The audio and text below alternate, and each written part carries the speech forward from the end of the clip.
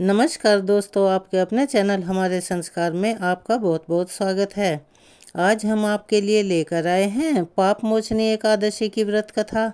लेकिन उससे पहले अगर आप हमारे चैनल पर नए हैं और अभी तक आपने चैनल को सब्सक्राइब नहीं किया है तो आप सभी से निवेदन है, प्लीज़ हमारे चैनल को सब्सक्राइब करें, वीडियो को लाइक करें, ज़्यादा से ज़्यादा शेयर करें ताकि इस कथा के श्रवण का लाभ और लोगों को भी मिल सके। बेल आइकन को दबाना ना भूलें ताकि हमारी आगे आने वाली हर वीडियो की जानकारी आपको नोटिफिकेशन के जरिए मिल जाया करे। कमेंट्स बॉक्स में जय श्री कृष्णा हर हर महादेव लिखना ना भूलें। आपका ये छोटा सा प्रयास हमारी बहुत बड़ी मदद करता है। परमपिता परमेश्वर की कृपा आप सभी पर हमेशा बनी रहे। चलिए अब शुरू करते हैं पाप मोचनी एकादशी की व्रत कथा। हिंदू धर्म और हमारे सनातन धर्म में के अनुसार एकादशी का विशेष महत्व बताया गया है। वैसे तो साल भर में 24 एकादशियाँ आती हैं, लेकिन अधिक मास होने से इनकी संख्या बढ़ भी जाती है। हिंदू धर्म में एकादशी का विशेष महत्व बताया गया है। यह दिन भगवान विष्णु को समर्पित होता है। आपको हम यह जानकारी दे दें कि इस दिन जो भी व्यक्ति व्रत रखकर भगवान विष्णु की पूजा अर्चना विधि विधान के साथ करता है, उसको भगवान विष्णु की विशेष कृपा प्राप्त होती है। वहीं यहाँ हम यह बात भी बताने जा रहे हैं पाप मोचनी एकादशी जो कि 25 मार्च को मनाई जाएगी और 26 मार्च को भी मनाई जाएगी। इस बार एकादशी 2 दिन पड़ रही है। 25 मार्च को जो गृहस्थ लोग हैं वो एकादशी मनाएंगे और 26 मार्च को जो वैष्णव जन हैं वो एकादशी मनाएंगे। जैसा कि हम अपनी सभी वीडियो में बताते हैं कि व्रत रखने के दौरान भक्ति भाव का होना आवश्यक है, क्योंकि बिना भक्ति भाव के अगर व्रत किया जाए तो उसका पूर्ण फल नहीं मिलता है। और एकादशी का व्रत महान व्रतों में आता है जिससे कि मोक्ष और मुक्ति की प्राप्ति होती है और घर में सुख समृद्धि और खुशहाली बनी रहती है। उनके घर में लक्ष्मी का वास हमेशा रहता है। जिस प्रकार व्रत रखने के बाद कथा सुनना, कथा पढ़ना और दूसरों को सुनाना आवश्यक होता है, उसी प्रकार कथा सुनने के बाद आरती करना भी अति आवश्यक होता है। तो चलिए अब हम शुरू करते हैं आज की कथा। अर्जुन ने कहा, हे कमल नयन, मैं जैसे जैसे एकादशियों के व्रतों की कथाएं सुन रहा हूँ वैसे वैसे अन्य एकादशियों के व्रतों की कथाएं सुनने की मेरी और भी जिज्ञासा बढ़ती जा रही है और उसमें मुझे आनंद भी आ रहा है। हे मधुसूदन, अब कृपया करके आप चैत्र मास के कृष्ण पक्ष की एकादशी के विषय में बतलाइए। इस एकादशी को किस नाम से जाना जाता है, अर्थात इसका क्या नाम है और इसमें कौन से देवी देवताओं का पूजन किया जाता है तथा इस व्रत का क्या विधान है। हे श्री कृष्ण, यह सब आप मुझे विस्तार पूर्वक बताने की कृपा करें। तब भगवान श्री कृष्ण ने कहा, हे अर्जुन, एक बार यही प्रश्न पृथ्वीपति मानधाता ने लोमश ऋषि से किया था। जो कुछ लोमश ऋषि ने राजा मानधाता को बताया वही मैं अब तुमसे कहने जा रहा हूँ। कृपया ध्यानपूर्वक सुनो। राजा मानधाता ने धर्म के गुह्यतम रहस्यों के ज्ञाता महर्षि लोमश से पूछा, हे ऋषि श्रेष्ठ, मनुष्यों के पाप का मोचन किस प्रकार संभव है? आप कृपा करके कोई ऐसा सरल उपाय बताएं जिससे सहज ही पापों से छुटकारा मिल सके। तब महर्षि लोमश ने बड़े ही विनम्र स्वर में कहा, हे राजन, चैत्र मास के कृष्ण पक्ष की एकादशी का नाम पाप मोचनी एकादशी है। जैसा कि इसके नाम से ही जाहिर है कि यह सभी पापों का विनाश करने वाली है। उसके व्रत के प्रभाव से मनुष्यों के जन्म जन्मांतरों के सभी पाप नष्ट हो जाते हैं। मैं तुम्हें इस व्रत की कथा सुनाता हूँ, ध्यानपूर्वक सुनो। प्राचीन समय में चैत्र रथ नामक एक वन था। उसमें अप्सराएं किन्नरों के साथ विहार किया करती थी। वहाँ सदैव बसंत का मौसम रहता था, यानी कि उस जगह पर अनेकों प्रकार के फूल हमेशा खिले रहते थे। कभी गंधर्व कन्याएं विहार किया करती थी, कभी देवेंद्र अर्थात इंद्र अन्य देवताओं के साथ क्रीड़ा किया करते थे। उसी वन में मेधावी नाम के एक ऋषि भी तपस्या में लीन रहा करते थे। वे शिव के अनन्य भक्त थे। एक दिन मंजू घोषा नामक की एक अप्सरा ने उनको मोहित करके उनकी निकटता का लाभ उठाने की कोशिश की। इसीलिए वह कुछ दूरी पर बैठकर वीणा बजाकर मधुर स्वर में गाने लगी। उसी समय शिव भक्त महर्षि मेधावी को कामदेव भी जीतने का प्रयास करने लगे। कामदेव ने मंजू घोषा के भ्रू का अर्थात भौं का धनुष बनाया, कटाक्ष को उसकी प्रत्यंचा बनाई और उसके नेत्रों को मंजू घोषा अप्सरा का सेनापति बनाया। इस तरह से कामदेव ने अपने शत्रु भक्त को जीतने के लिए उस समय महर्षि मेधावी भी युवा अवस्था में थे और काफ़ी हष्टपुष्ट भी थे। उन्होंने यज्ञोपवीत तथा दंड तो धारण किए हुए थे। वे दूसरे कामदेव के समान ही लग रहे थे। उस मुनि को देखकर कामदेव के वश में हुई मंजू घोषा ने धीरे धीरे मधुर वाणी से वीणा पर गायन शुरू किया। तो महर्षि मेधावी भी मंजू घोषा के मधुर गाने पर तथा उसके सौंदर्य पर मोहित हो गए। वह अप्सरा यानी के मंजू घोषा मेधावी मुनि को काम से पीड़ित जानकर उनसे आलिंगन करने लगी।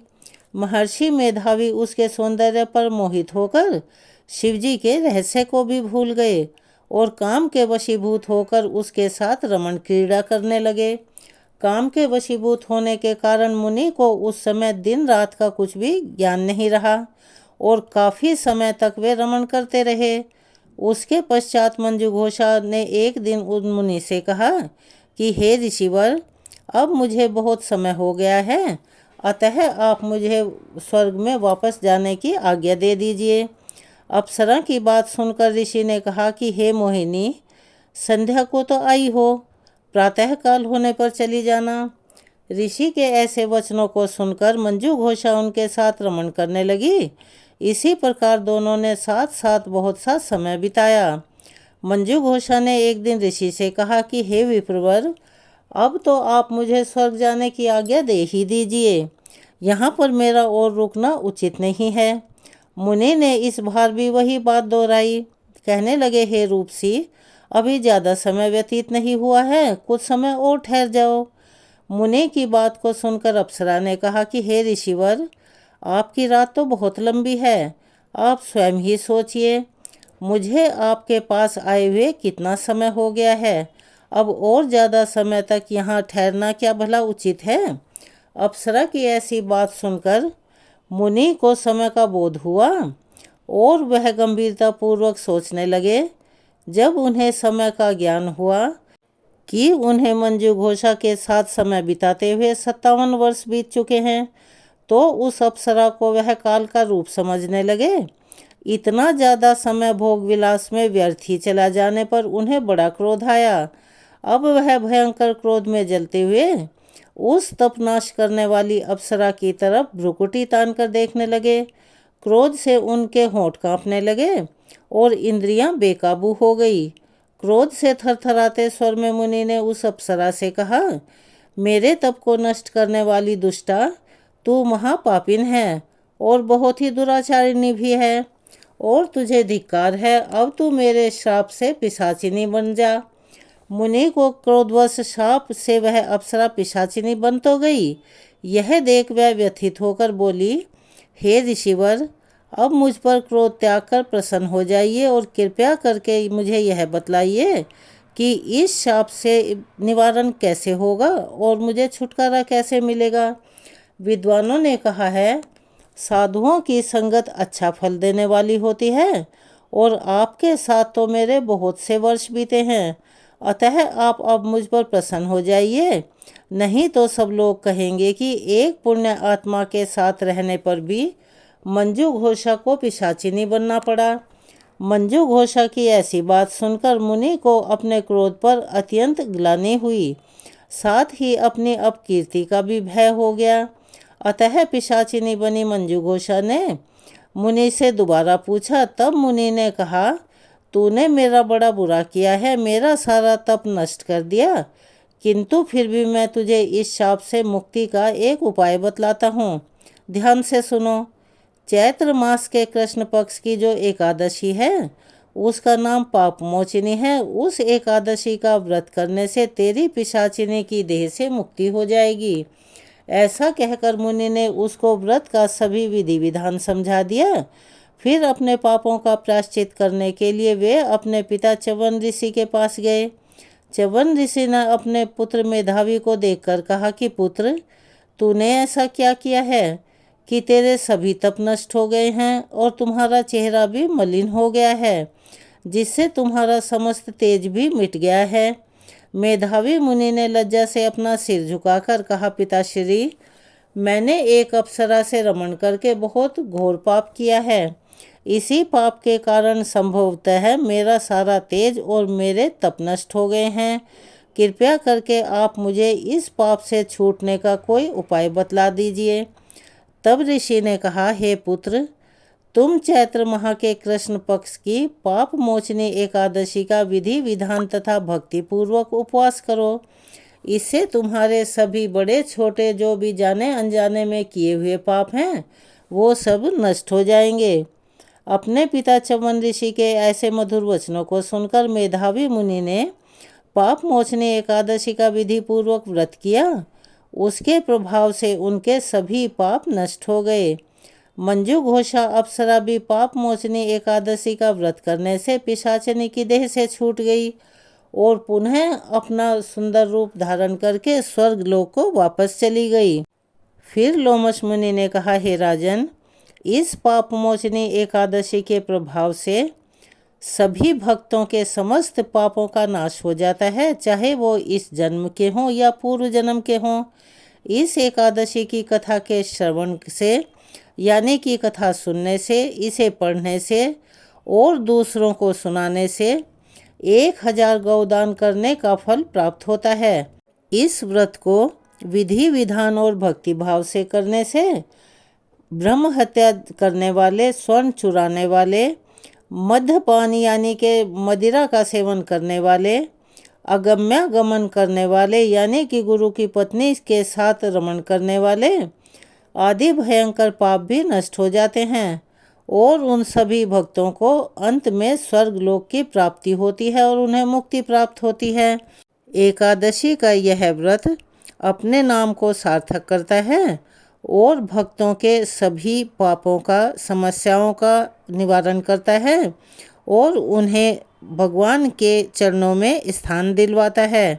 अतः आप सभी से निवेदन है कि जिसकी जैसी सामर्थ्य हो उसी के अनुसार एकादशी का व्रत अवश्य ही करें और इसमें दान पुण्य का भी बहुत महत्व माना जाता है। तो यह थी पाप मोचनी एकादशी की व्रत कथा। आपको कैसी लगी कमेंट्स बॉक्स में अपनी राय अवश्य ही लिखें।